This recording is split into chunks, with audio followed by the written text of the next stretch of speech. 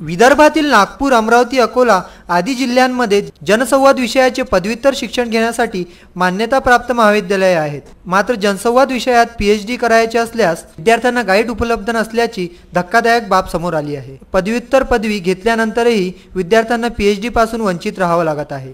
महाराष्ट्र सार्वजनिक विद्यापीठ कायदा 2016 नुसार ऑनलाईन PhD प्रवेशाची 20 मार्चची अंतिम दिनांक आहे।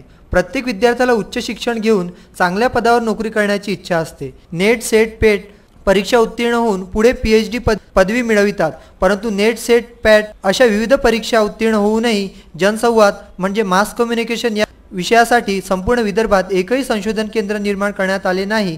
तसेच गाईड देखील उपलब्ध नसल्याने जनसंवादात पदव्युत्तर पदवी प्राप्त करूनही PhD करता येत नसल्याचे शल्य अनेक विद्यार्थ्यांना आहे।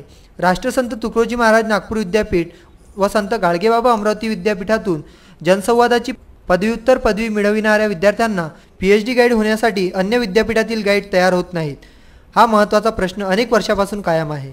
असे असताना व्यवस्थापन परिषद, सिनेट अथवा विविध प्राधिकारिणींनी याकडे दुर्लक्ष घालविले आहे। बहुतांश विद्यार्थी नेट परीक्षा उत्तीर्ण झाल्यानंतरही त्यांना जनसंवाद विभागात पदव्युत्तर विषयात गाईड व संशोधन केंद्राअभावी PhD करता येत नाही।